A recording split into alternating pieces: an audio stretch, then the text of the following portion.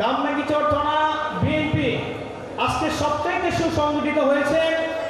আমার উপর অন্যায় অবিচার টর্চারিং করে আমাকে ফালাই দিয়েছে। ঢাকা মহানগর দক্ষিণ বিএনপি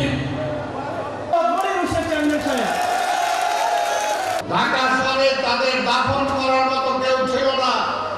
এই স্বাধীনতার ঘোষণা দিয়া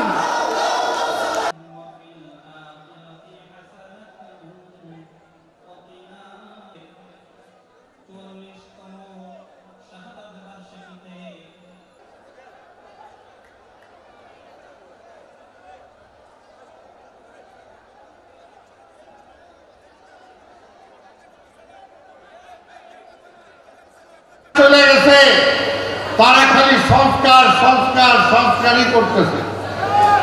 এই পর্যন্ত কিছুই দেখাইতে পারে নাই। তাই তাদেরকেও বলবো, জিয়া রহমানের থেকে শিক্ষা গ্রহণ করেন, মুক্তিযুদ্ধদের কাছে শিক্ষা গ্রহণ করেন।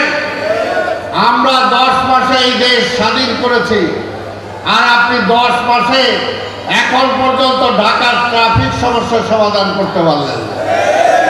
এখন পর্যন্ত হাসিনার একটা বিচার করতে পারলেন না।